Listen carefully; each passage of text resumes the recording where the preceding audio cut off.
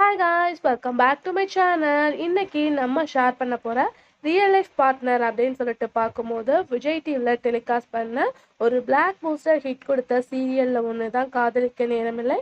So அதில் act பண்ண hero and ஹீரோயினோட ரியல் லைஃப் பார்ட்னர் பிக்சர்ஸ் தான் இந்த வீடியோ நம்ம ஷேர் பண்ண போகிறோம்.